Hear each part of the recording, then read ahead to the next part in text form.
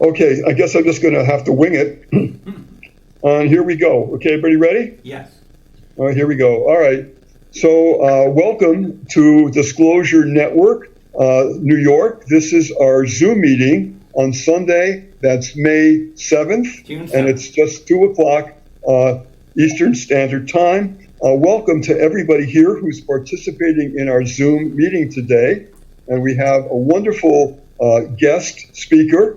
I just want to quickly say to the people on listening at home, thank you for tuning in. Disclosure Network New York has a website. That website is dnny.info, I-N-F-O. Again, dnny.info. That has when we're going to have Zoom meetings. And also you can leave your email there and ask to be put on our news feed. That's a free service. And the news feed will give you up-to-date, cutting-edge information that comes into us each day. It's an exciting site. It goes all over the place from UFO to paranormal to world news to what's behind the news. It's an incredible site. We have amazing researchers that contribute to that daily. So please take advantage of that. Again, it's a free service. Now, this Disclosure Network started 19 years ago by me as well as Mary Jo Fahey. Mary Jo Fahey and I are now doing a podcast because Mary Jo moved to Florida. And so we're doing it as a podcast now on Saturday nights. That information is on our website. So I'm going to now welcome Jo. It's so good to have you here. I've seen your background, and it was an amazing, amazing life journey so far. Welcome. Oh, thanks for having me, Nick. Looking forward to speaking with you all. And just a couple of quick questions before we get into your presentation. Just very briefly, first, where were you born? I was born in Blossburg, Pennsylvania. Oh, okay. And were you from a large family of brothers and sisters? Oh, I have one sister and myself, and of course my parents. All right. And just briefly, your education, did you move around? Did you stay in one place? Just briefly. Actually, as a child, I moved around quite a bit with my parents. So I'd say we probably moved about 13 or 14 times, which was great. I actually, looking back, I enjoyed every moment of it. Always something new. Yes, absolutely. That's what life is like when you're really living it, and you certainly have. So, all right, why don't you go ahead then and start your presentation? It looks quite awesome. Go ahead. Okay, well, thanks, Nick. Oh, and please talk up a little bit louder if you can. Okay, hold on. Oh, is that better? Yes. Okay. Again, I'm glad to be here. Thanks for inviting me, Nick. You have a very interesting group. I've been following all your emails, and I really do enjoy them. Basically, what you're looking at here, I put together a slideshow just to help you kind of keep on track, because it's very complicated. It's kind of easy to get off track. But if you look at it, there's a timeline. It starts, I was born in 1947. Of course, I'm not a Roswell baby, but I was born that year. So was I. I'm sorry? So was I. Congratulations. Anyway, if you look at the timeline, to the top of the timeline are events that have taken place. Not all of them, because I can't get everything in there. But I tried to keep it so that the pertinent facts, the pertinent events are represented. And I'll go on and talk about those as we go through the slideshow a little bit better. The first picture you see is kind of an interesting one. It's a representation. It's not an actual picture of what happened, but I had an event in the crib. It wasn't really a nightmare, although a lot of people would describe it as being so. And it was a very bizarre creature sitting, basically leaning over my crib and looking at me. I was standing at the other end, staring back at it. It was a very hideous face, large black eyes, the whole bit. And I only remember about 10 seconds of it, and then nothing. Years later, I was able to describe the event to my parents, before they passed, and they verified exactly what the room looked like. I described in detail. I was about 2.5 years old at the time of this event, so never had another one like it. So it is one of those things that kind of stuck in my mind. Don't know what it was. I'm not going to claim it was one thing or another. It was just an interesting event. That is as clear today as it was then. Now, if you look just to the right of that, there was another picture, and that was everything up to the point on the timeline that is in green is actually what happened to me as a child before I went into the service. So without further ado, let me go through, and we'll go up to the next picture. And this is a picture of the rendition of the crib, which I spoke about. Whoa. This one here, now, I was born in Pennsylvania, and my parents, like I said, moved around. Neither of them were farmers, but after the war, when they got married, they decided that is what they wanted to become. My dad came from coal mining country in Pennsylvania, and he didn't want to go into the coal mines, which his father and his grandfather had done. And my mom was a kind of an interesting character of her own. She had a 165 IQ, and she had a full-ride scholarship to Cooper Union. Very interesting person, however, extremely difficult to communicate with for obvious reasons. But anyway, so they got together and they decided that they were going to become farmers. Well, neither of them knowing anything about farming, they figured that the best way to learn is to apprentice yourself, basically. So they moved on to farms, and my father worked for the owners of the farms as he learned the trade. And as such, we moved around quite a bit. We moved from Pennsylvania to Long Island, out in the eastern Long Island, where we moved on to a farm in East Hampton. Now, my first real UFO event took place around 1954. And it was at a drive-in movie theater, of all places, located in Bridgehampton, right off of Old 27A, the Long Island, the old Montauk Highway. And basically what it was, I don't know if you can see it on the screen, but looking at the screen behind it, there was a very bright white light. Yes. That made a zigzagging and disappeared behind the screen. And of course, at a drive-in theater, you had the screen is lighted, and behind it was pitch black. So the contrast was extraordinary. But even at that time, we knew we were looking at something that was really strange because it moved so quickly. No object could have moved like that. And this is 1954, long before I had heard anything about, rapid movements that defied time and space. But that's basically what it was. Now, the direction that theater was facing was towards Brookhaven National Lab, which is about 30 miles away. Was there a relationship? I can't say one way or the other. All I know is that is what it's seen. Moving on. Now, also the 1950s, it's my contention was that in 1957, the National Security Council, in conjunction with the Council of Scientific Unions, established what was called the National Geophysical Year. And that was an event that started in July of 1957 and ran through December of 1958. Now, those are very, very important dates from my perspective, because some of the things that were happening at that point were all interrelated, and I'll explain why and how in a moment. But anyway, it is my contention that they were using all the nuclear testing that was going on between those two periods. There were over 100 above-ground tests that took place in both the Pacific Ocean, Nevada, and down in the South Atlantic even. And I believe that what they were doing, they were actually using those tests as kind of the bait on the hook in order to get the unidentified aerial phenomena to manifest itself in a manner that would allow it to be studied in great detail by the 16,000 scientists and engineers that were part of the IGY. So going on again, looking at the dates, 1957 and 58 are key to a number of other events that took place. Okay, briefly, the United States test, there were 4 different areas, and the number of tests in each one, and the 2.9 megaton was the size of the devices that were being tested. The same thing went on with Great Britain. They had their tests.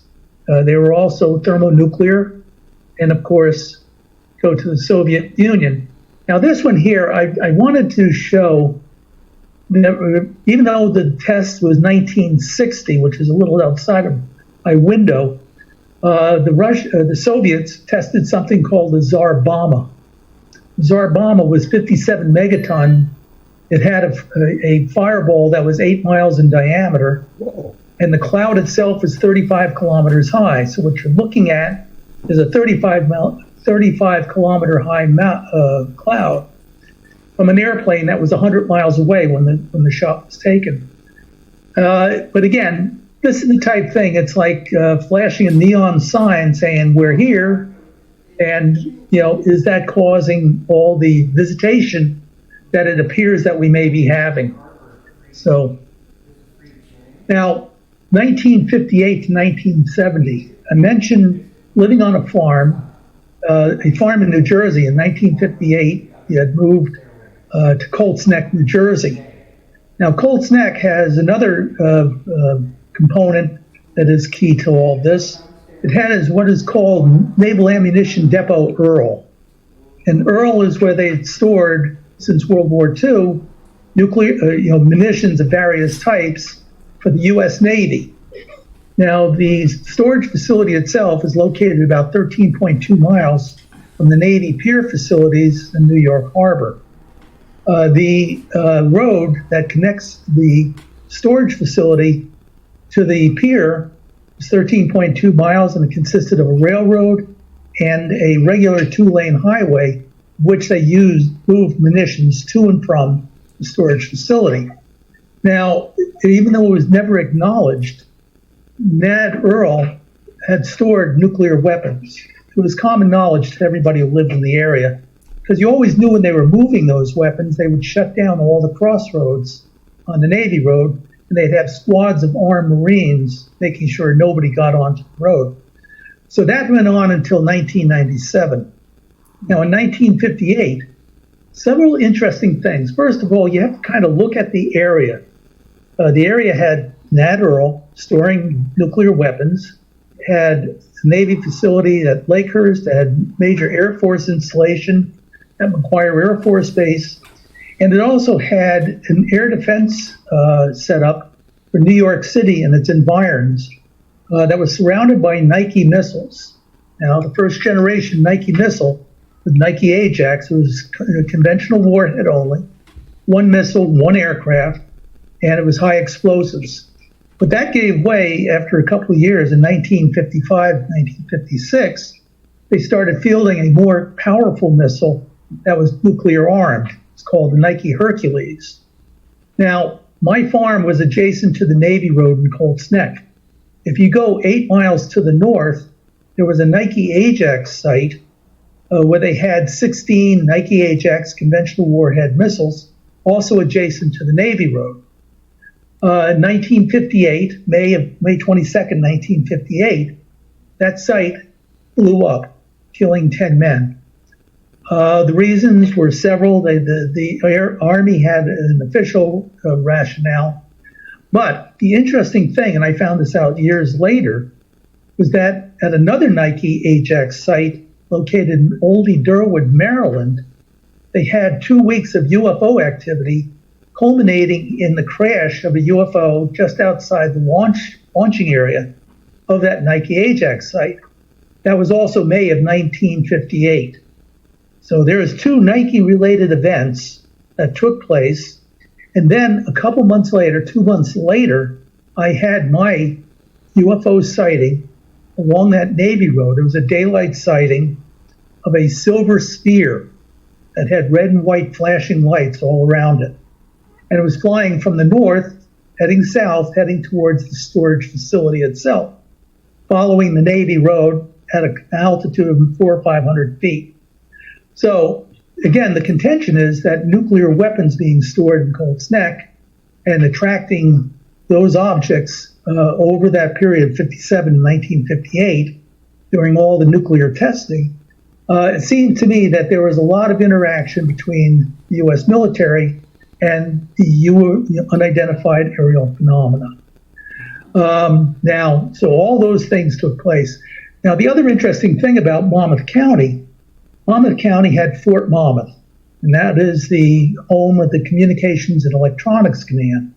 Before that, it was the Army Signal Corps, where they actually, at the Evans area, they bounced the first radar signal off of the moon in 1946.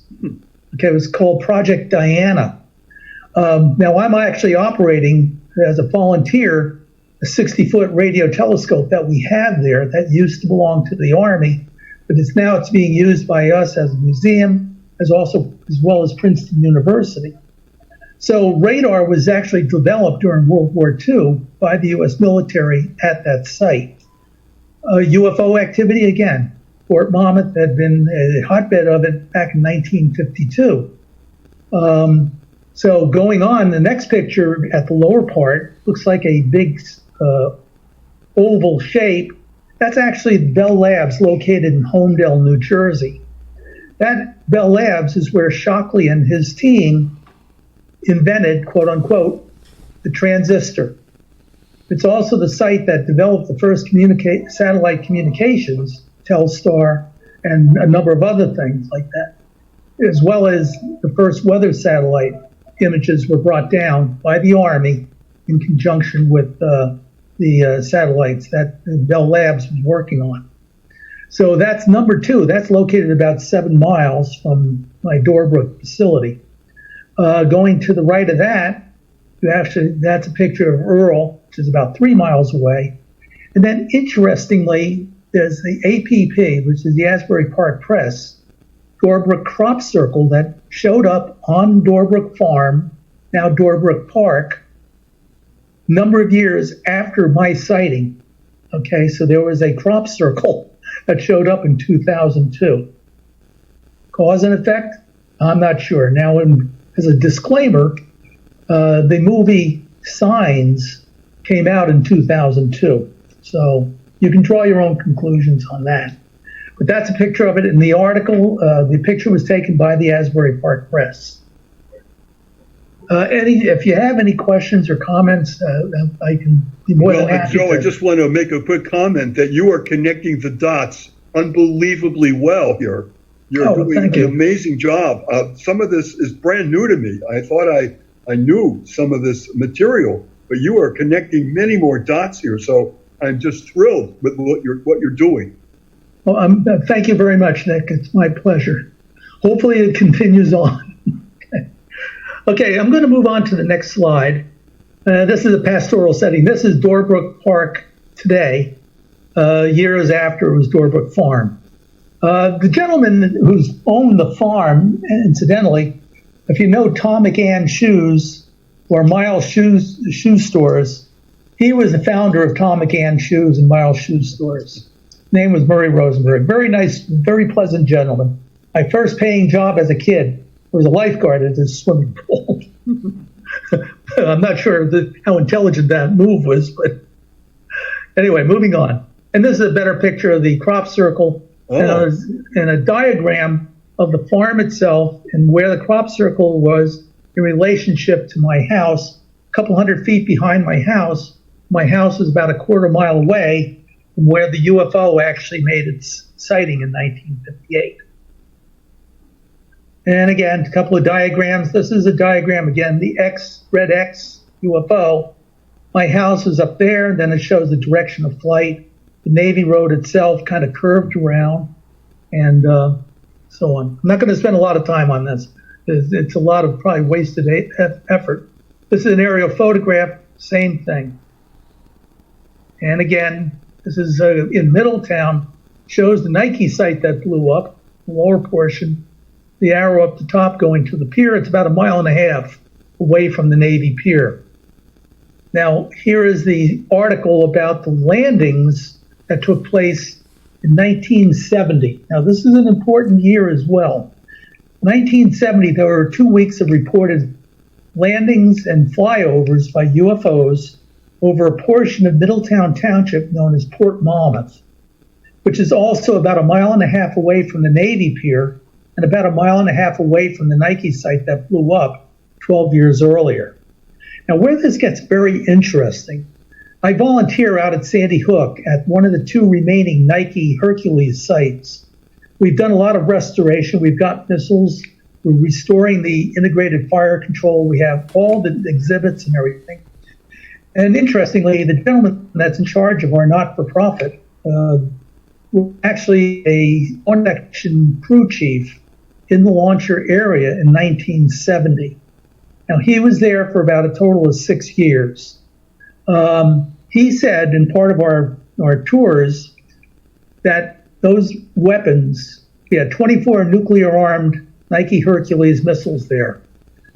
And in 1970, the summer of 1970, those missiles were actually armed and ready for flight in anger.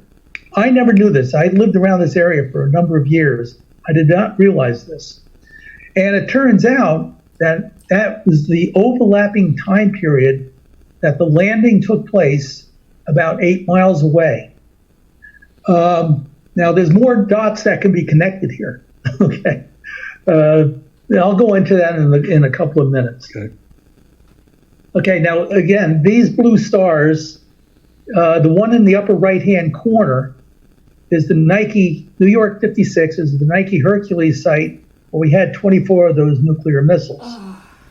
The Leonardo Navy pier is the blue star in the middle of the water. That's the Navy pier itself. The star to the bottom part of the screen, that's the Nike site that blew up in 1958.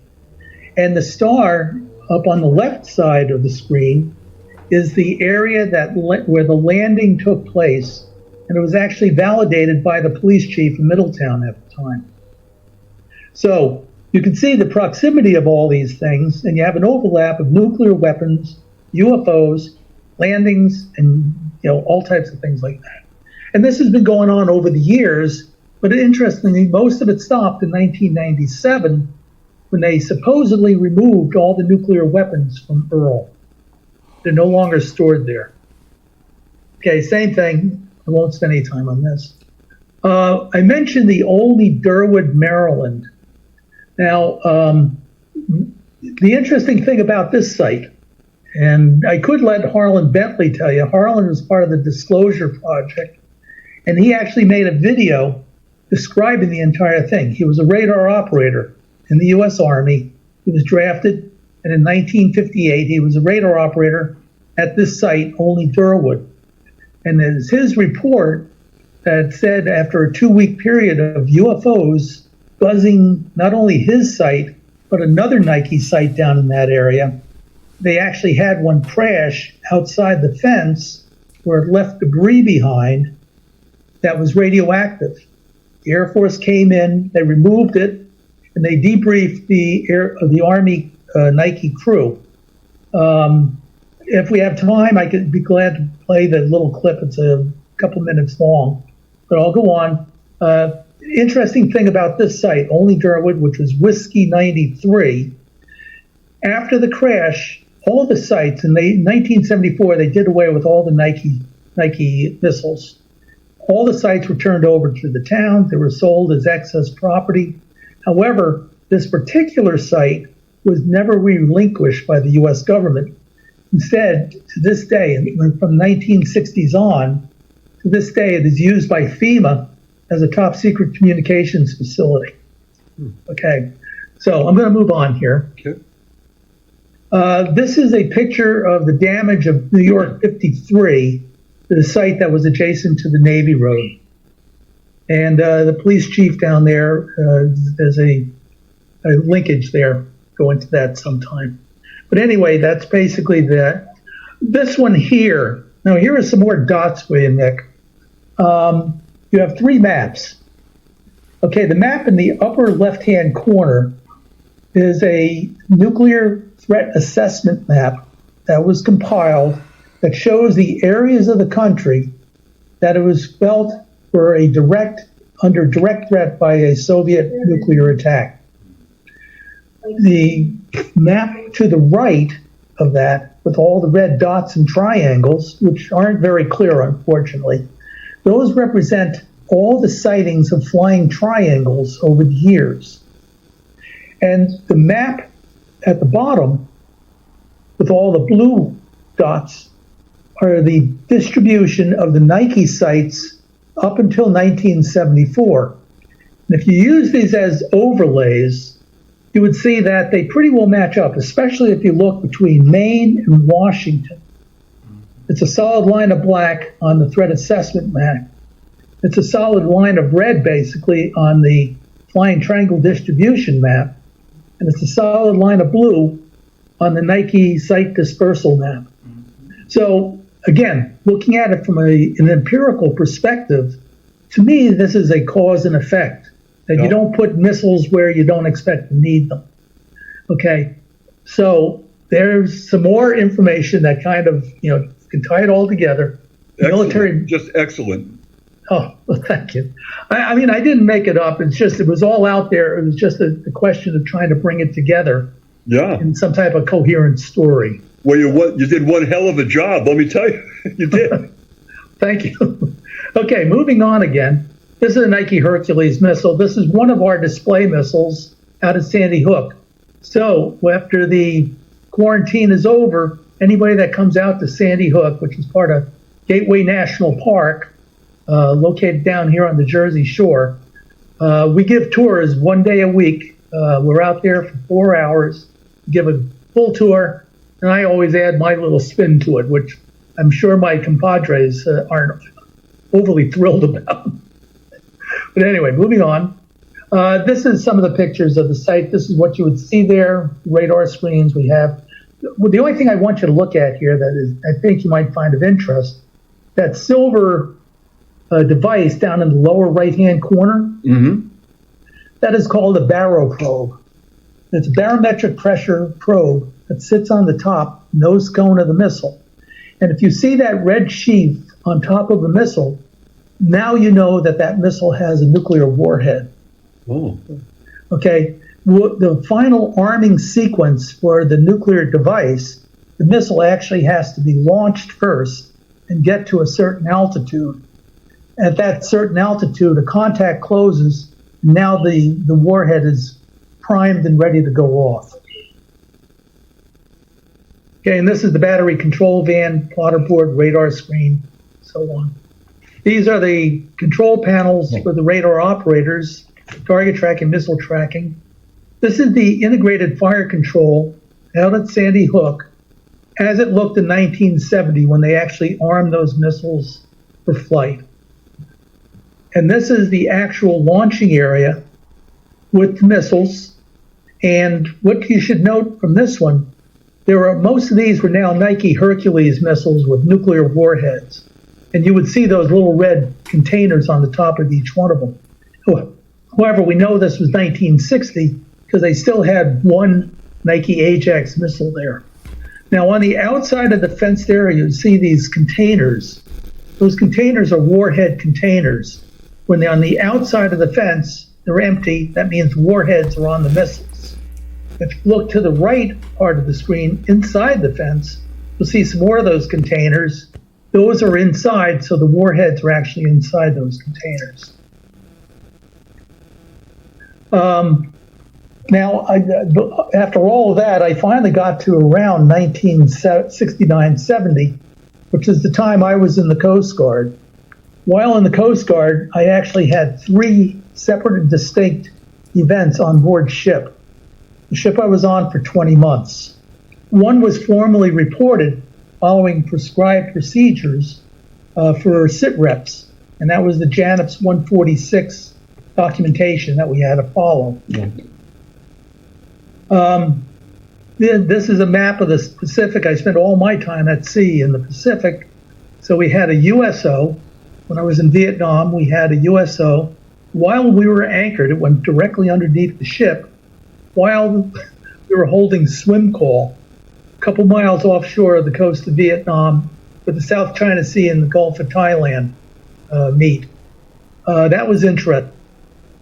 In the middle of the Pacific Ocean. 1969, we didn't have anything, to my knowledge, that could do that, or they did that with. Sure enough, there were 14 of us on the bridge. During the shift change, we had the ongoing and the offgoing shifts doing a shift turnover. Well, when they squawked us, we all went running out to the starboard bridge wing. And on the horizon, sure enough, we picked up back to Honolulu. And I had one more event. We were about 2 days out of Guam, heading back to Honolulu. And we had a silver sphere during morning stars. Now, morning stars, we shoot a half hour before sunrise. And evening stars, you shoot a half hour after sunset. It's like daylight, but you just don't have the sun to blind you. And sure enough, on a direct course opposite of ours was a shiny sphere, a large shiny sphere that had the look of a drop of mercury. It was a perfectly reflective surface. And you could see the clouds and the blue sky above reflecting off the top of it. And off the bottom, you could see the white caps of the chop of the water. And it passed us to the port side. I was on the starboard side with my captain, my chief, and the officer of the deck, and we were shooting morning stars. My captain had seen so much, all he did was shrug his shoulders and went back to using the sextant. True story. I was shocked. I figured we'd be sure we're going to report that. Anyway, moving on. That's my ship up in the upper left-hand corner. Now, that's a rendition of what we had seen, not the picture, but it's exactly what we saw, the three objects. But in the upper right-hand corner, after I came back from Vietnam, they sent me to a couple of Navy schools at Pearl Harbor, on Ford Island specifically. And I spent about 3 months there. And at the time, I didn't have enough money to go and hang out down in Waikiki every night. So we kind of hung out on Ford Island. We went to the EM club, or we played tennis or something like that. Well, I had a tennis partner that was a Navy yeoman. And it turns out that he worked in that building in the upper right-hand corner. It was called Fleet Intelligence Central Pacific. And he was a computer operator at that building. And one day we were playing tennis, and I told him about my 3 sightings on board ship. And he started laughing at me. I said, oh, here it is, another UFO nut. He's just going to laugh at me. But then he said, no, that's not the reason he was laughing. Now, this is 1970. He said, the reason I'm laughing is because just from U.S. Navy ships, we get thousands of reports every year like that. So that knocked me for a loop. And interestingly, at the same time that I was there, Admiral Bobby Ray Inman, who went on to become head of the NSA and the CIA deputy director, and also very heavily involved with the UFO lore. He was a lieutenant commander at the time with naval intelligence at Pearl Harbor. So just an anecdotal little sidebar. And again, now I mentioned about the swim call and the object sailing underneath our ship was about 100 feet long, about 35 foot wide, and teardrop shaped. And if you look closely, there's some men swimming in the water there, underneath what looks like the Loch Ness Monster. Oh, yeah. Okay. This came out of our ship's cruise book, which is kind of like a yearbook. And it's all the pictures of our deployment to Vietnam. Anyway, I'm on the far right of those 4 people that are standing there looking down. I had duty. I had anchor watch duty that day as a quartermaster. So I was stuck on the bridge. But we watched this thing as it swam underneath the ship and underneath the men that were swimming there. And the thing that was interesting, it was about 100 foot long. Now, my ship was 378 foot long, so we had a good judgment of size of the object. And it was a perfect teardrop shape. And it was black. And it was moving at 2 to 3 knots, heading directly under the ship and then heading off to the distance. Now, the weather conditions, it was overcast. There was a chop. There was a 3 to 5 mile an hour wind. So the viewing conditions were not ideal. And we only watched the object for about 8 or 9 seconds until it disappeared. But during that time, we were able to discern that there were no flukes, there was no fin activity, and it was just a teardrop moving off in the direction. it wasn't a submarine. I checked all the submarines. We have all of our documents and everything. We don't know what it was, but the crewman that was up on the flying bridge took the picture, trying to get a picture of it.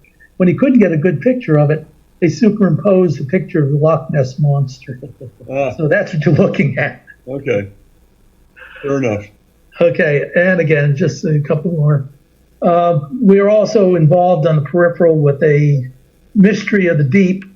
The Russian submarine K-129 had disappeared and had sunk someplace in the Pacific, not too far from where we were. And the Soviets had no idea where it was, but the U.S. Navy did, because they had listening devices and they were able to triangulate and find it. 1974, they actually raised the submarine, but it created more questions than it answered. It was a ballistic missile submarine, and it had a fire in one of its missile tubes, but it was also on its way towards Honolulu. And it left a Russian port with 10 extra crewmen on board, and they think that it may have gone rogue and may have tried to fire its missiles. So that Russian missile tracking ship up there played cat and mouse with us on a very strange day at sea. And we had no clue what it was. We had nothing to do with any of that. We were just happened to be there. So anyway, moving on. That's the submarine and the tubes. It was a conventional sub, but it carried 3 nuclear missiles and nuclear torpedoes. After I came back from Vietnam, I reported to a place called Amber, and I was able to live at home between shifts. And in my room, it was in the middle of the winter, and it was during a blizzard. My room was pitch black, and it had heavy drapes, and there was only light in this room was the radium dial on my alarm clock. But I woke up at 3:05 in the morning. I remember exactly what time it was. And all of a sudden, about the size of a golf ball, there's this soft, glowing neon-like light in the upper corner that grew to the size of a basketball. And it stayed there for maybe 5-10 seconds tops, and then it shrunk back down again to the size of a golf ball and disappeared. Wow. I have no idea what it was, other than the fact that my life changed forever from that event. No clue what it was, no voices, no nothing. It was a life-changing experience. And I was still in the service at the time. That's the reason I included that. Everybody knows who George Filer is, I assume. Oh, yeah. Well, George... Before. He's an amazing, amazing guy. He is, absolutely, and a charm to talk with. Well, anyway, George, of course, had the initial report of an alien being shot on the base at McGuire Air Force Base. It was shot on, actually, Fort Dix, climbed over the fence, and expired on an unused runway. And that was 1978. Now, I didn't have any direct bearing on that whatsoever. I didn't even have any knowledge of it until like 1988. When I read an article about it and said, oh, gee, that's pretty cool. But the interesting thing was in 1978, I had gotten out of the Coast Guard and I was an athletic director at Fort Monmouth at the Post Field House. And as such, I got to do all types of different things with sports and all. And one of the things, all the local resident agents of our local FBI office, they used to come down there and exercise on a periodic basis, which they were supposed to be doing. And I made friends with one of these agents. He was a very, very interesting guy, very nice guy. He was from Boston, had an accent you can cut with a knife, and he was just very gregarious, always joking around, always having something positive to say. And I knew him for a couple of years. Well, 1978, it was about 8 o'clock at night, again in the middle of the winter in January, he comes walking up the steps for his workout. But this isn't the John that I had always knew. This guy walked in, he had his trench coat on, he had his gym bag with him, but it looked like he had seen a ghost. He was as white as a sheet. And he walked in. I even mentioned to him, I said, John, you look like you've seen a ghost. What's the problem? And all he said to me, he said they killed somebody on a military base and never said another word about it. Now, that was January 1978, and that's when George's report took place about the alien being shot there. So here it is. There's a synchronicity. Now, I couldn't, over the years, I figured I'm going to reach out for John, see if I could track him down and find out if he wanted to talk about it. He has disappeared off the face of the earth. Huh. I mean, I couldn't find him. All the searches that I've done, he just literally disappeared. He retired, I'm sure, but he disappeared. So I had that, and I contacted George about it because I figured George should actually know about it.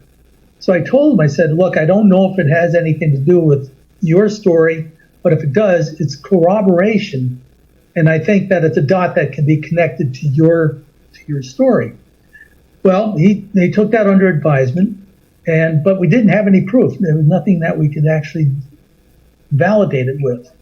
Now, a year ago, a friend of mine, Bruce Pearson, he calls me up and he said, hey, I just got an interesting story from a guy I know that's a pilot. He's a pilot. They knew each other from one of the clubs or something like that. And he said this guy at the time in 1978 was in the Air Force. He was a pilot flying transport planes, but he also worked for the CIA. And he said in January of 1978, his plane landed, and the crew, they pulled up on the tarmac to the apron. They were getting ready to deplane at McGuire Air Force Base when they got a command from the air traffic controller saying, stay on the plane until you receive further orders. Do not deplane. So he said that they were sitting there, and one of the pilots, turned one of their radios over to the frequency that was used by the military police. And he said that they sat there and they listened to the chatter between the military police about the alien that was shot on the runway. So here is, again, years later, here is this corroboration. And George is he's reaching out to this guy. Unfortunately, the gentleman is in very, very bad shape, physically in very bad shape. But again, this is the type thing between that and the FBI agent that was talking about something that happened at exactly the same time. I think that's very powerful. Personally, I think it's very powerful. So anyway, George, that's George's story. I mean, I wasn't trying to co-opt it, but I figured there's a chance to bring out certain things that hopefully one of these days George will actually come out with as well. I hope that happens. That would be amazing. I hope it does. Well, I'll tell you, if you want, I'll talk to George and see if he'll be happy to speak with your group. I'm sure he would be. Excellent. Matter of fact, I got him set up on Zoom about a week or so ago. So it may not be too painful. Anyway, moving on. After I got out of the service, I worked for the Army for a while in a number of different capacities. But I also, in the 90s, I ran a data center for Merrill Lynch, and we cleared the first government security directly with the Federal Reserve Bank of New York on behalf of our parent company, ML&Co. That was the repeal of Glass-Steagall and SEBA, a couple of banking laws from the Depression era.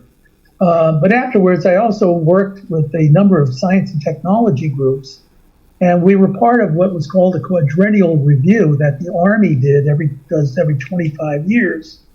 And I spent about 6 weeks out in the Mojave Desert for a major advanced warfighting experiment that we rolled out what was called the tactical internet. And it was 800 vehicles all communicating via a secure internet on the move. Very, very interesting time frame. Interestingly, at the same time this experiment was going on, was also March 22nd, they had the Phoenix Lights, the first of the Phoenix Lights took place. That was during this exercise that was going on as well. Even though it was in California, the Air Force were playing. There was a lot of activity, a lot of military activity. And if you're going to, again, draw out the alien visitors, if they want to see what's going on with the military or with nuclear weapons or science breakthroughs and missiles and electronics and things, this is probably not a bad way of doing it. So anyway, that was there. Also, that took place during the Heaven's Gate and the Hale Bopp. Oh, yes. It all took place at the same time. This one here was the meeting that I attended. We had a memorial service for one of our members who had passed away. And we had about 100 people at the meeting house for a memorial service. And at the time, there were, like I said, about 100 people showed up, which is a large meeting for this group. There was a woman there that was very, very strange. Not anything that you could put your finger on, other than there was a presence about her that didn't seem like it was of us. Okay, I'll put it that way. Mm-hmm. That's a picture of Maria Orich that I used just for illustrative purposes. The sense was I even pointed the woman out to my wife and my daughter and several other people. She disappeared right after the service. And usually you have a chance to introduce yourself and shake hands and, exchange niceties. Gone. Never to be seen again. To me, it was always one of those things that viscerally I reacted to. So, and that's pretty much it, except I'm going to wrap up with this. Okay. The astronaut that you see there, he was my president and chief operations officer for a company that I worked for that was MTC. We were later acquired by BAE, which is a large defense contractor. Well, Mark Brown, he was a colonel in the Air Force, and he was the mission specialist on STS-48. Now, of course, STS-48 was the interesting mission where the unattended camera in the shuttle bay caught UFO activity. And it was accidentally transmitted in the clear and captured by a cable company in Montreal or Toronto. And then they put it out there before it could be gone into an encrypted state. Well, anyway, Mark, it was an all-military crew. They launched from Vandenberg Air Force Base. And again, he was my president and chief operations officer. But also, I was a program manager for a major program that we were hoping to win. And he was my keynote speaker at a kickoff event that I sponsored down here in Long Branch, where we had 100 other companies that were part of our team, that were our teammates. Well, Mark, being the astronaut that he was, and a bit of a ham, I have to admit, he was the keynote speaker, and he talked about space, and he talked about his missions and things. But he never brought up the subject of UFOs. Well, I had to give him a ride back after he gave his keynote speech at lunch on that Saturday. I had to give him a ride to Newark Airport, where he was in negotiations with BAE, that we were being acquired by BAE. So it's about a half hour, 30-minute ride. I'm sitting there talking with him. I said, Mark, we had these sightings on board ship, specifically the one that got reported. And he brainstormed it for a while, trying to figure out what it could be. And it turns out there was nothing that we had that would have fallen into that category of being a man-made satellite or satellites. Then I asked him, I said, well, Mark, specifically, what about your STS-48 mission? And this is where he knocked me for a loop. He said, well, first of all, he said the sighting lasted 20 minutes. And he said that the whole time he was getting instructions. He was getting instructions from Mission Control down in Houston about where to get good shots of the objects that were buzzing the shuttle.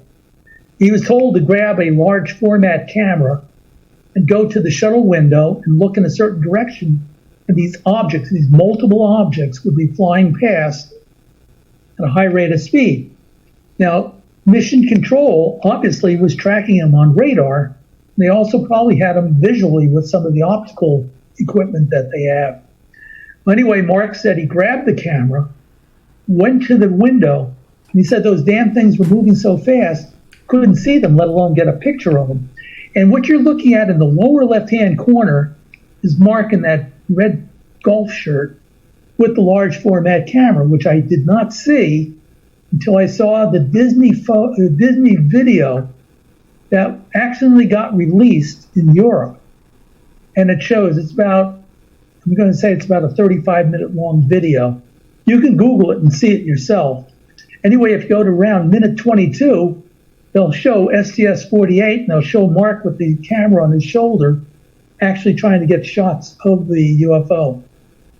So there is validation, but not only validation, because the only thing you will see or hear, that thing only lasted a couple of seconds, and they'll show you the old footage of the thing going down at an angle, then shooting off at a right angle with another object taking off and following it. That was only seconds when it actually took 20 minutes. So I share that with you, and again, you're not going to see it anyplace else, not yet anyway. But you will see the validation if you go to the Disney video. And that is it. Whoa. Guys, let's give him some applause. Oh, Joe, that was absolutely incredible. And I want to say right here now, I'm asking you, I'll give you dates and schedules, but I would very much like you to be on my podcast. I know that it's going to be only audio, but you're very, very good at description. And I think that it still would translate. And I would very much like you to do a part 1 and part 2 of this presentation, because it's really quite amazing and wonderful. Very, very good work. Oh, well, thank you, Nick. Thank you. And also, when we, and I hope it's soon, when we have our venue back in the West Village, and we have our big screen and our video projector, I'd like you, because there's a lot of people in our group that couldn't be with our Zoom meeting today, and I'd like you to do it again for a larger crowd when we meet again face to face. Absolutely, my pleasure. Okay, well, thank you very much, Joe, because I just think that this is an excellent, excellent work, and they would love this so much. Let's go back to the screen where we can see everybody, if there's a way to do that. How do I do that? Do I do that? Okay, well, I'm going to...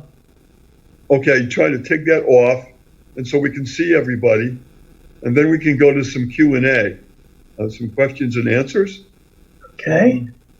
Is there a way to take the slide thing off? I don't. Yes, I'm going to do it right now. Oh, okay. I've got about 1,000 questions myself. Okay. All right. Go ahead. I'm all ears. Here we go. There's Anthony. Okay. Oh, good. Here we go. All right. Nancy, you're up in the upper left-hand corner at the moment. Mm-hmm. And there's a gentleman behind you. I hope it's someone that you know. Hello. It's my son, Michael. Hey there, Michael. Okay. So, Nancy, do you have a question for Joe that you might want to ask him? Not really. Not yet? Okay, we can go back to you. I really feel completely ignorant on the well, there's a lot of information here, incredible information. Joe, just briefly, when you showed that shot of the crop circles, I'm very much interested in crop circles. Did anybody there, including you, have any interpretation of what that geometric pattern, the circles and the lines, did anybody have any clue as to what that might be saying? Now, I'll tell you the truth. I reached out when it happened back in 2002. I reached out for Nancy Talbot. Oh. Nancy is like, at the time, she was like the chief cook and bottle washer of crop circles. Oh. Unfortunately, when the crop circle showed up that night, the county, the park system, the head of the park system, had the farmer come out there and mow it down immediately. He didn't want, very protective of his parks, and that is one of the ways that he protected the park. Now, interestingly, when I contacted Nancy, I asked her if she had done anything with it or knew about it or whatever, and she apologized and said that she didn't. So there was no, to my knowledge at the time, there was no investigation of that crop circle. However, that being said, about 2 years ago, I was at a MUFON conference, and I was talking to somebody who was a bit of I can't remember who it was, but they seemed to have quite a bit of knowledge about that crop circle. And they said that it was, in fact, investigated, and that it it followed the criteria for a valid crop circle. That means the microwave radiation exploding the stalk or whatever. Oh. I can't validate that one way or the other than what I was told. Now, last summer, Bill Byrne came out and he took a look at it, and he and another gentleman actually took some samples, but I don't know if anything can come of that. I gave him a tour of the place. He called it New Jersey's Roswell. Thank you. Thank you very much for that.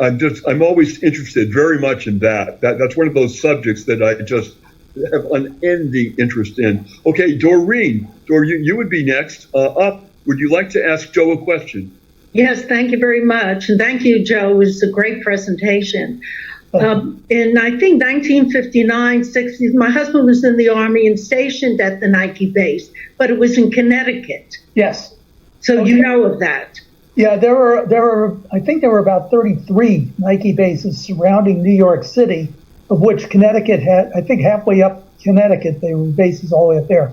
They were all basically controlled by one, there was an Air Force installation in Highlands, New Jersey. And part of that, there was what was called an Army Air Defense Command Post, or ADCAP. And they controlled all the Nike sites because Nike was an Army missile system.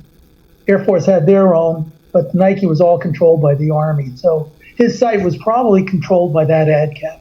Okay. Now, one more question was, why did they kill the alien instead of capturing it? Okay, my understanding, and according to the pseudonym of the MP that actually shot him, he was by himself. It's on his Jeep, and he was patrolling an area of Fort Dix that is pretty lonely. And when you're by yourself and you see something as strange as that, I think he panicked a little bit, and he probably yelled halt. And of course, the thing didn't halt. Instead, it tried getting away, because the UFO actually landed on the McGuire side of the fence. And I think the alien was trying to get back to the craft, as the story goes. And that's when the MP shot him. Interestingly, though, there were actually 4 MPs and APs that were involved, because after the alien was shot and expired on the Air Force side of the fence, there were a number of air police, which were the Air Force portion, and the 2 MPs that were doing the investigation from the Army side. They all were sent to the 4 corners of the world after they were debriefed by a team that came down from Wright-Patterson Air Force Base.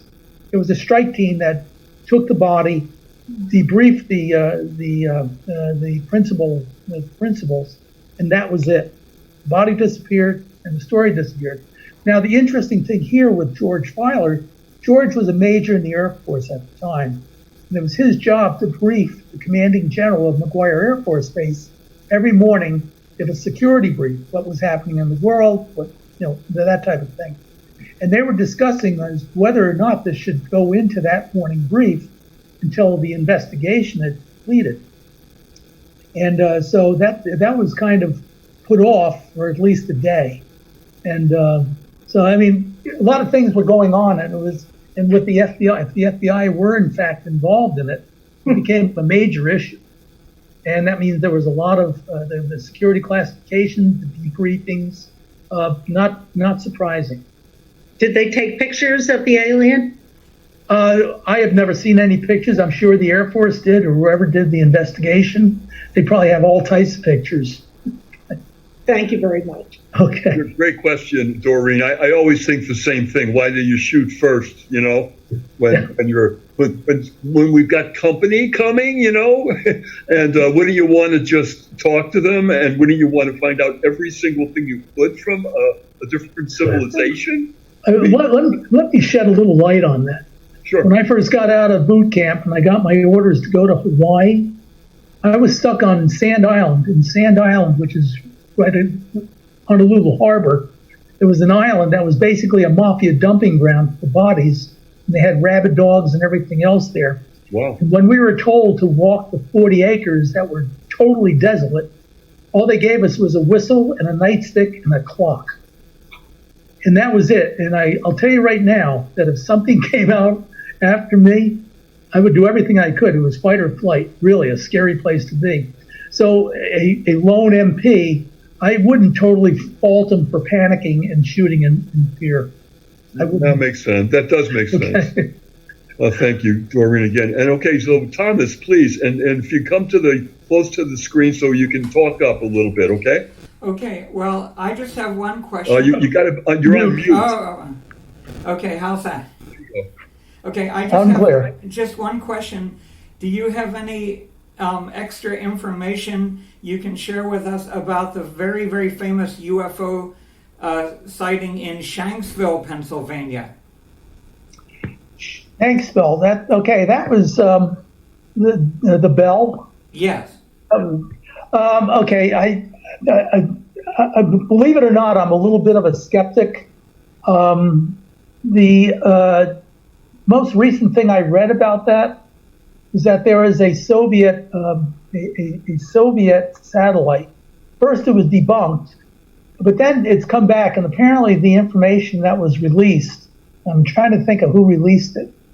I'm not sure if it was the Army or it was NASA, but they had some very, very compelling rationale that was probably a man-made object. Now, the bell itself, the big lock or whatever it was called in Germany, the thing that gets me is that there may have been some type of hieroglyphics on the object that came down. Yes. But again, without pictures, it's very hard to say it was or it wasn't something like that. Okay, great. Thank you so much. And Joe, I think that is very good to be a skeptic. I think so. A little bit. Then, when you do find something that's valid, it really intensifies that you've got a piece of the truth. Yeah. You're not just overall saying or giving a free pass to everything. I think that's very, very good. That you're like, I'm like that too, very much like that. Okay, we're going to Anthony. Anthony, I saw you taking a lot of notes like you usually do. Anthony is the note taker of our group. And I say that with love. Now, Anthony, go ahead. Why don't you ask Joe a question, please? Okay, so the main question I have is probably the obvious one. You said your life changed in February 1971. You didn't say how it changed. I'm assuming that it has something to do with seeing UFOs, feeling about UFOs. Have you had any communications with that UFO or since? Like, what changed? The thing that changed, I'm gonna say, it was more of a spiritual thing. I assign no relationship to the UFO phenomenon with it, other than the fact that it was like that moment of enlightenment when the light goes off, and say, "My word, why didn't I think of that before?" And I think at that point in time, the major change that took place was the fact that I no longer worried about having to make some type of grand plan that I had to stick to. I found that I started trusting my instincts about what I was doing with my life, and it never let me down. I mean, it got to the point. Everybody's telling me I had to go to college, I had to do this, that, and the other thing. Well, I have a 2-year degree, but I ended up running science and technology programs for the Department of Defense and large defense contractors. So that didn't necessarily guarantee me I'm not even sure what I was looking for, other than the fact that I found things that were of interest, and those just kind of blossomed, and they led to the next step, and so on. And it's never let me down. And it was from that point forward that mindset took place.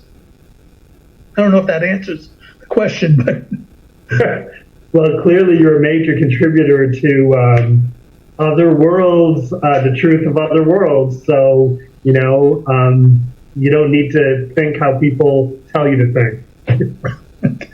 Joseph, too, I wanted to just comment on that, sometimes when you look back on your life and you see that there is a real pattern, that there really is such a journey, and that things do connect, and even random meetings and random things somehow put you into the next level of where you're going. Mm-hmm. I feel very strongly about that. And as I get a little bit older and I look back on my life, I see all those dots that were leading to where I am. And I think that everybody, if you take a good look at your life and all the things that on your journey, it's amazing how it all seems to have a pattern. Yes. So yeah, I had to just make that comment. Carol, you're on the bottom left-hand side. I can't see you. Will you show us your beautiful face? Are you there? Yeah, I think you are. There you are. You were hiding on us, weren't you? Yes, well. Okay. Now, please, Carol, if you would ask a question to Joe. Sure. I attended the UFO Congress in Phoenix last year where they presented a witness to the USS Nimitz sighting. I think his name was Patrick Robinson.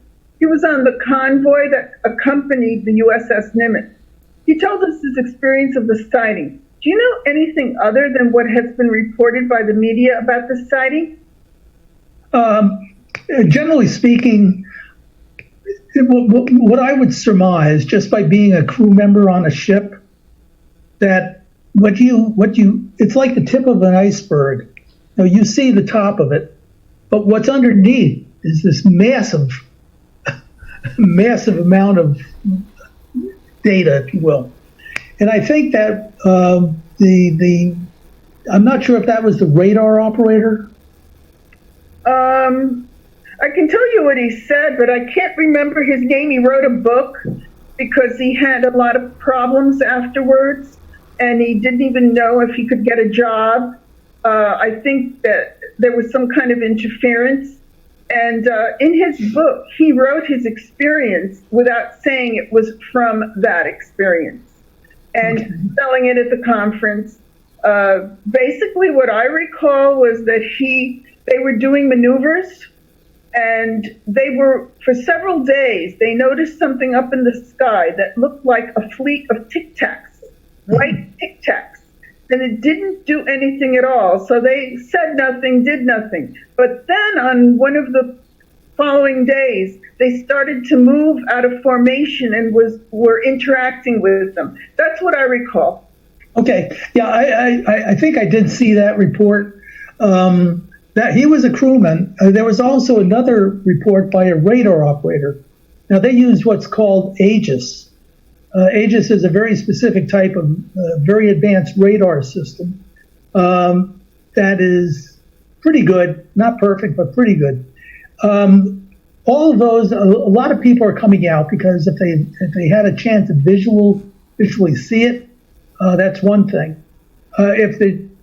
When you're talking about debriefing, okay, I mentioned debriefing for the Nike site. Where an officer came and got all the crew together and told them what you saw you didn't see and you're not to talk about it. That is a formal debriefing. So when you join the service, you sign off that you're going to follow all these directives. If you were not debriefed, you're not really held to the same level of responsibility.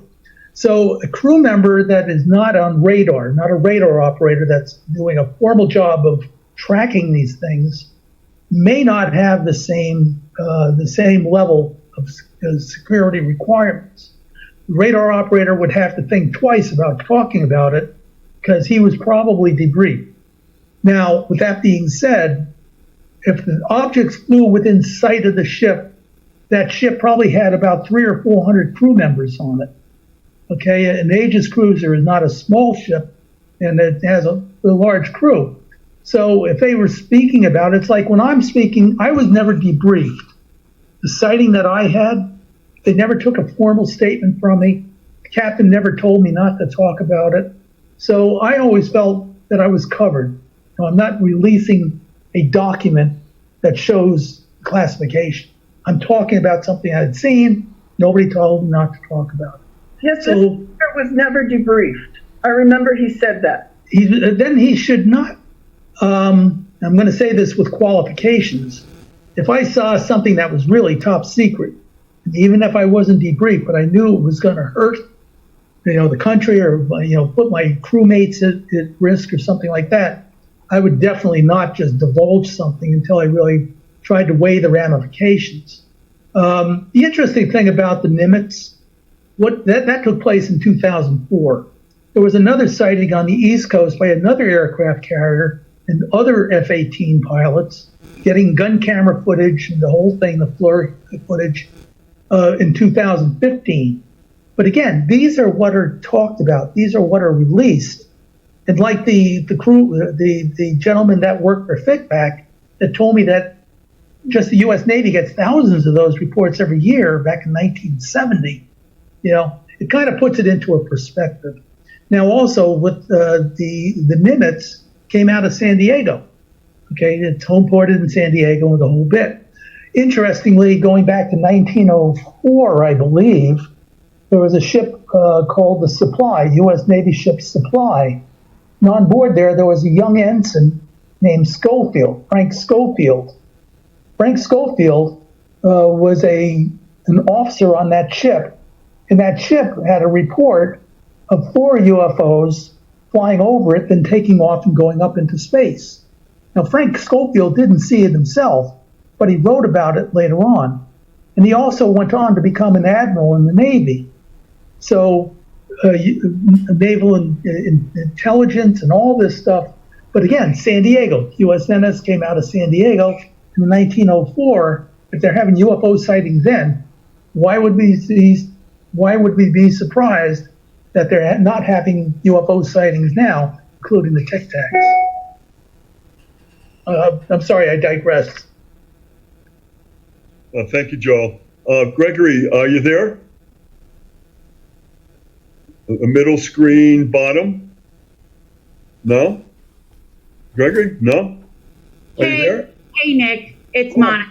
That's my brother, Gregory. Hi. You have a question for Joe, please. Yes. Joe, thank you so much for this fantastically comprehensive, amazing presentation. You had mentioned the first signal that was documented, I think you said. Was it in Yes. from the moon?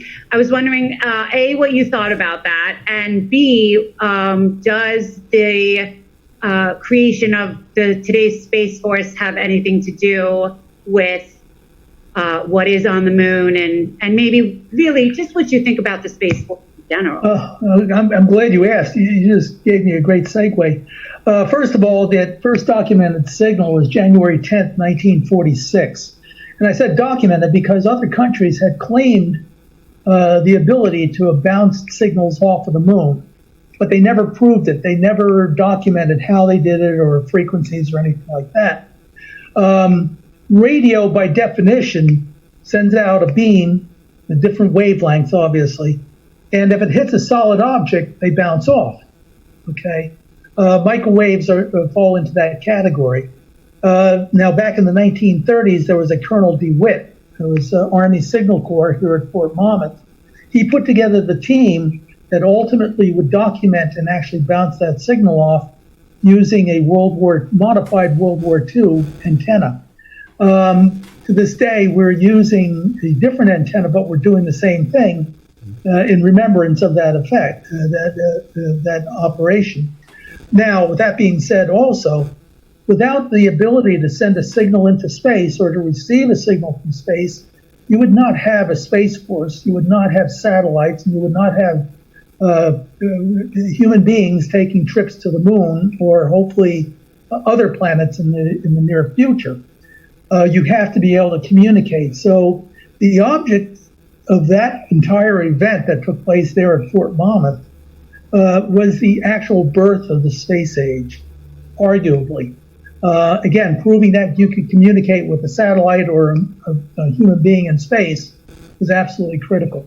So now that brings us to the next part of your question, which is what's going on the moon. We all know now, the interesting thing is my sighting took place during Apollo 11, my first sighting on board ship. And that took place exactly during the Apollo 11 moon mission. And that during that mission, you remember that there were pieces of information that were getting out that they had seen large UFOs sitting on the rim of a crater. They said those things are immense. There were a lot of nothing ever formally by NASA which also begs the issue of what does NASA really know and why are they keeping it all secret? But the astronauts themselves are quite lucid about saying that they believe in it and that they have actually had events that took place. Now, they can't say that they were alien. They don't know what it was, but they had some solid objects, and they said, and I think they all came back saying, it's a darn big universe, and if there's not another living soul out there, it's an awful waste of space. I think Jodie Foster said that in content, okay, which is very true. So I don't know if that answers your question, but we're going back to the moon in 2024, maybe 2025. They're going to be sending a mission to the moon. They're going to establish hopefully a permanent presence on the moon. They're going to be, matter of fact, they've, ever since 2015, they've been doing some very serious mapping of the entire moon, including everything on it, including the anomalies or the strange things, the objects that are there that can't be readily explained. So they know what's on the moon. Somebody knows for sure. And if there are aliens there, they also know that for sure. And we're going there to mine. Probably the first thing they're going to be mining is helium-3, which is basically an unlimited source of clean energy that could be used on Earth instead of nuclear energy. It's fusion, a type of fusion. So it's also going to be the jump-off spot for a manned Mars mission, I believe, because everything they need to build a spaceship and fuel it is already on the moon. So onwards and upwards. Thank you so much for that, Joseph. Really informative.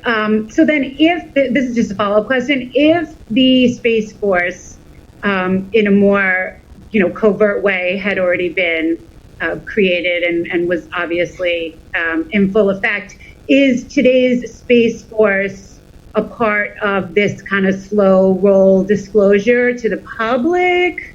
What are you making of this new arm? And that is a great question, and there is so much more than meets the eye. First of all, does everybody remember Gary McKinnon? Yes. Gary McKinnon was the British computer expert that hacked into a bunch of DoD and NASA computers back in the late 90s, I guess. Mm-hmm.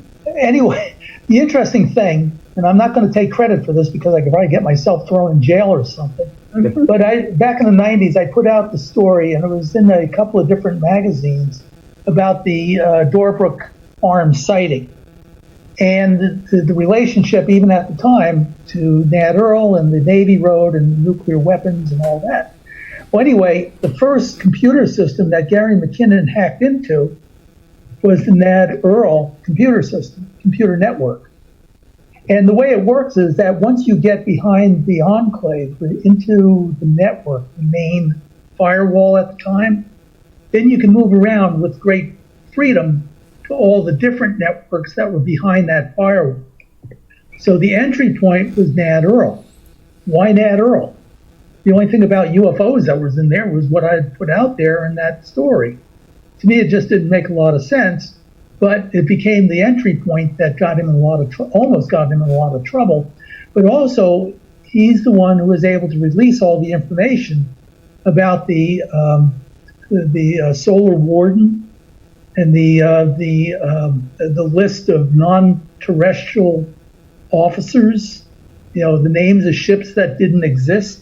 That all came from Gary McKinnon and his hack into various computer systems. So I leave you to connect those dots. I mean, I think there is a cause and effect, and I think that has a definite impact on the reality of what is the Space Force and what we're seeing today. Is it an acclimatization of the fact that there is one and it's been there for a long time? And if it's been there for a long time, what all has it been working on? Why does it exist for such a long time and we didn't know anything about it? Okay, good question. It was an excellent question. Thank you. Okay, Susan, are you there? Yes, I'm here. There you are. Okay, so go ahead, please. So I have a comment on the sort of a question about what happened Just come a little closer to your microphone. I have a comment and a question about what the story you related about when you were an infant. Sure. Yeah. So I had similar experience and I never really understood what it was. So I just want to confer with you a little bit. We're the same age. So, Okay. you know, I was about 3.5, I think, when this happened. So we were in a resort and my little sister was sleeping in her crib and I was sleeping in a small bed. And my parents had left this bungalow and gone up to a sort of social hall type of thing. And my mother obviously left us and she was feeling a bit guilty about it, I think. Anyway, I woke up in the middle of the night and my memory is that there was a huge bug in my bed. Now, whether that was a screen memory or something actually happened, I never knew, but I just said, I'm out of here. I was paralyzed at first, and then when I regained control, I said, I'm out of here, and I ran out of this place, and I started running up towards the hall where they were having some sort of social function. And my mother was coming down the hill, and she whacked me. She was really angry because I was, I was just out of there. I was so frightened. So was what I saw anything like what you experienced? And do you think it was a screen memory or was it, I remember it's a giant bug. Okay, okay, from my recollection, it's as clear today as the day it happened. It was not a long, drawn-out thing by any stretch of the imagination, and there was absolutely no fear associated with it, other than just pure curiosity. Curiosity on my part, and also curiosity on whatever the thing that was standing there at my crib. It was the same thing. There was no emotion on either side that I can remember. It was just a question of curiosity. And then and I was standing catty corner to where this thing was, and all I remember is nothing. I mean, I was wide awake 1 second, and then total oblivion the next. And I don't even remember waking up the next morning. But I did remember the event from that day forward. And it is never, it's always been crystal clear in my mind. And even the room, I mean, it's a snapshot in time. So a screenshot, yeah, I guess you could say there's a screenshot aspect to it, because I could draw that, I could draw the room, what it looked like.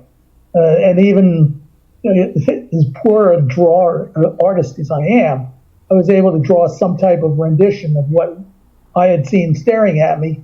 It was not a gray alien. It was like it was more along the lines of a clown, but it had the large black eyes, and it had no emotion whatsoever. It wasn't being funny. It wasn't being scary. It was just apparently something it thought I might like. Maybe it wanted me to. Thought I would like a clown or something. No. Anyway, that my recollection isn't, I don't think, all that different from yours. Although I think there was more fear associated with what you had. Yes, I was afraid, but I think that what I don't understand now was this memory of a bug. Whitley Strieber talks about this a lot. Where the screen memories and so on. Right. Was it a screen memory? Did something actually happen, or was it just a big bug that frightened me? I'll never know. I think you may have had a very valid experience. And again, the way these things are designed, I mean, if they're by design, they're not supposed to be exactly what we think they are, what they appear to be at first blush. But there's more along the lines of maybe it's just an alien conception of what they think we would react to, either positively or negatively. Anyway, well, thank you very much for your talk. It was really fascinating. Thank you. Well, thank you all for attending this Zoom meeting for Disclosure Network New York. Joseph Foster, you are a find. You are. Thank you so much. You enriched all of us, and I look forward to your podcast with me coming up. We'll give you some schedule, and you can see what's good for you. And also, when we do resume a face-to-face back at our venue in the West Village, I would hope that you can do another full presentation with a big screen and all that, because there's a lot of people I'm sure, that would be sitting on the edge of their chairs. So for this presentation, so I look forward to that. Let's hope, guys, that by the fall, hopefully we can get together face to face. I miss that very much. Thanks for the Zoom. I mean, it really has helped us to stay close and stay together. And the Disclosure News Blast service is just a phenomenal. Absolutely, I want to thank everybody who's a part of that, who brings in information, data, and then I put it out to everybody. We have over, I believe, 450 people who get that all over the world. So that's incredible that we got that. Also, for everybody who has listened to this program, thank you for doing that. Our website again is dnny.info. My name is Nick Curto. I'm the co-founder and director of Disclosure Network New York. We've got amazing Zoom meetings coming up all through the summer with guest speakers, and also we're going to have roundtable discussions. And those are also some of the more interesting programs that we do when people share their experiences and ideas and so forth. So that's also coming up. So this is Nick Curto for Disclosure Network New York. Thanking you all for being here and listening, and we look forward to seeing you again soon. Bye-bye for now. Good luck and connect your dots. Bye-bye. Bye, everyone.